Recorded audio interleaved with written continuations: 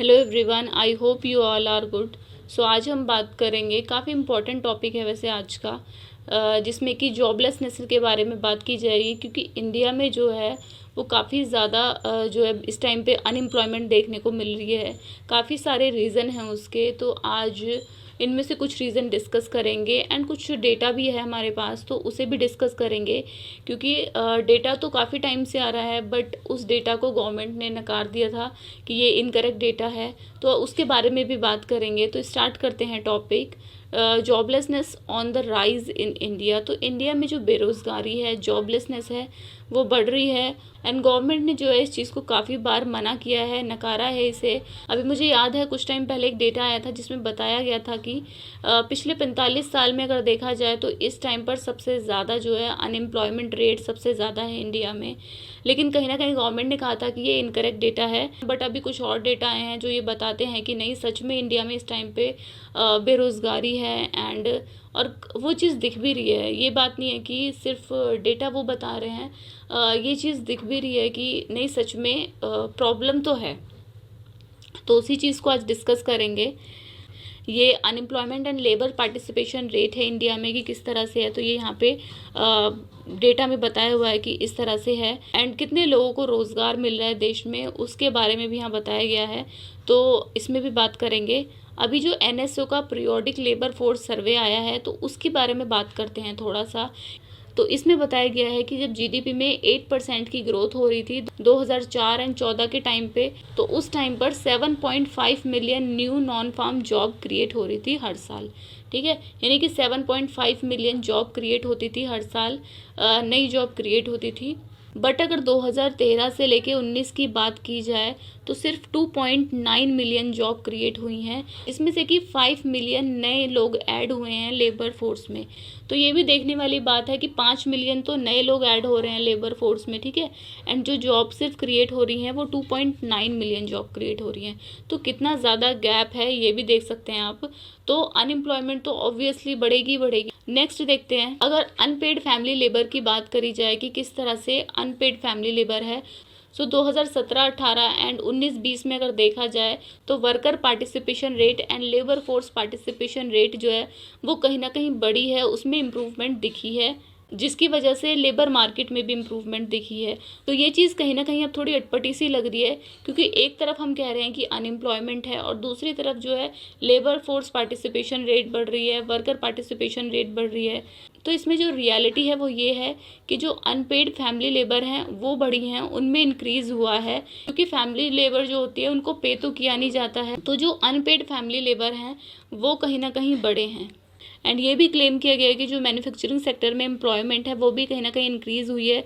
2017-18 and 19-20 की बात करें तो 1.8 मिलियन का इंक्रीमेंट देखने को मिला है। जो मैन्युफैक्चरिंग सेक्टर है उसका जो जीडीपी में शेयर है वो कहीं ना कहीं गिरा है। 17% था 2016 में, उसके बाद 15 हुआ एंड 13% हुआ है 2020 में, जबकि मेक इन इंडिया प्रोग्राम भी चल रहा है। तो ये भी एक प्रॉब्लम की बात है। अगर देखा जाए तो स्टैग्नेशन की प्रॉब्लम देखने को मिल रही है मैन्युफैक्चरिंग सेक्टर में, यानी कि काफ़ी ज़्यादा मंदी देखने को मिल रही है। और जो लेबर इंटेंसिव वर्क है उनमें भी कॉन्ट्रैक्शन देखने को मिल रहा है, जबकि अगर देखा जाए तो काफ़ी ज़्यादा लेबर इंटेंसिव जॉब की ज़रूरत है कंट्री में, क्योंकि एजुकेशन उतनी अच्छी नहीं है और अगर एजुकेट भी हैं तो स्किल्स की काफ़ी ज़्यादा कमी है। तो इस हिसाब से देखा जाए तो लेबर इंटेंसिव वर्क की काफ़ी ज़्यादा ज़रूरत है, लेबर इंटेंसिव जॉब क्रिएट होनी चाहिए और उन्हीं में कॉन्ट्रैक्शन देखने को मिल रहा है। तो ये चीज़ कहीं ना कहीं एक तरह की क्योस जैसी सिचुएशन क्रिएट करती है कि क्योस है।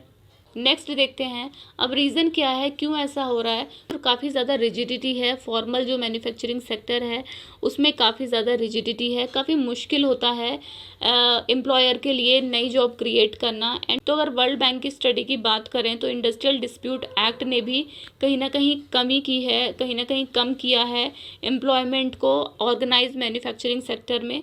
तो ये भी एक प्रॉब्लम है, क्योंकि अगर बहुत ज़्यादा स्ट्रिक्ट लॉ या स्ट्रिक्ट रेगुलेशन रहेंगे तो जॉब क्रिएशन में भी कहीं ना कहीं प्रॉब्लम होगी। नेक्स्ट पॉइंट है कि जो ट्रेड है ना वो इंडिया में काफ़ी ज़्यादा बायस है। अगर बात करी जाए कैपिटल इंटेंसिव मैन्युफैक्चरिंग की, यानी कि मशीनों से बनी हुई जो चीज़ें होती हैं, लोग उनकी तरफ ज़्यादा अट्रैक्ट होते हैं। अगर कंपैरिजन करा जाए लेबर इंटेंसिव जो वर्क होते हैं, India seems to be witnessing a joblessness crisis. तो इंडिया में जो है वो कहीं ना कहीं जॉबलेसनेस क्राइसिस जो है वो दिख रहा है, और इंडिया जो है वो विटनेस कर रहा है, एक्सपीरियंस कर रहा है इस चीज़ को। तो इसमें देखते हैं क्या क्या चीज़ें लिखी हुई हैं। सो काफ़ी ज़्यादा जॉबलेसनेस देखने को मिली है, एटलीस्ट 10 मिलियन कोविड-19 की वजह से, जिसमें से कि 30 मिलियन जो हैं वो ऑलरेडी अनएम्प्लॉयमेंट थी 2019 में। तो इस तरह से अगर देखें तो बहुत ही ज़्यादा क्योटिक सिचुएशन हो रखी है इस टाइम पर।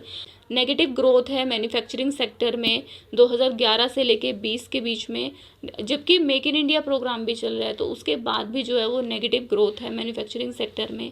आगे देखते हैं। एंड जैसा कि अभी बताया था कि 2017-18 और 19-20 में जो लेबर फोर्स पार्टिसिपेशन रेट है और वर्कर पार्टिसिपेशन रेट है वो इंक्रीज़ हो रही है, उसमें इम्प्रूवमेंट दिख रही है, एंड लेबर मार्केट में भी इम्प्रूवमेंट दिख रही है। बट ये सब जो हो रहा है वो अनपेड फैमिली लेबर की वजह से हो रहा है, क्योंकि जो फैमिली है उसको पे नहीं करना पड़ता है। तो इसकी वजह से ये जो इम्प्रूवमेंट है थोड़ी बहुत, वो इस वजह से दिख रही है। एंड जो MSMEs हैं जो कि काफ़ी ज़्यादा एम्प्लॉयमेंट जनरेट करती हैं, काफ़ी ज़्यादा जॉब प्रोवाइड करती हैं, उनको भी काफ़ी ज़्यादा हिट हुआ है इस पैंडमिक की वजह से। ऑलरेडी जो सिचुएशन है अगर जॉब के पर्पज़ से देखा जाए तो काफ़ी ख़राब हो रही थी, और पैंडमिक ने आके उसे और ज़्यादा ख़राब कर दिया। अब कंक्लूजन की बात करें, प्रॉब्लम्स तो हमने देख लिए हैं कहाँ कहाँ पे क्या प्रॉब्लम है, किस तरह से डेटा भी देख लिया है कि किस तरह से जो है क्या चीज़ें इंक्रीज़ हो रही हैं, किन चीज़ों में कमी देखने को मिल रही है। अब कंक्लूजन की बात करते हैं कि क्या कंक्लूजन हो सकता है और किस तरह से इसे इम्प्रूव किया जा सकता है। तो इंडिया को जो है वो एक न्यू स्ट्रैटेजी की ज़रूरत है, ताकि ये जो जॉबलेसनेस ग्रोथ है इसको टैकल किया जा सके, इसको काउंटर किया जा सके। और जो मैन्युफैक्चरिंग सेक्टर है वो इसमें काफ़ी इंपॉर्टेंट एक डोमिनेंट रोल प्ले कर सकता है, क्योंकि जो मैन्युफैक्चरिंग सेक्टर है वो काफ़ी ज़्यादा, उसके अंदर पोटेंशियल है, वो काफ़ी ज़्यादा लोगों को जॉब प्रोवाइड कर सकता है। और जो अनस्किल्ड या फिर जो अनएजुकेटेड लोग हैं उनको भी काफ़ी ज़्यादा जॉब मिल सकती हैं इस मैन्युफैक्चरिंग सेक्टर के थ्रू। तो मैन्युफैक्चरिंग सेक्टर जो है वो काफ़ी एक इम्पॉर्टेंट रोल प्ले कर सकता है।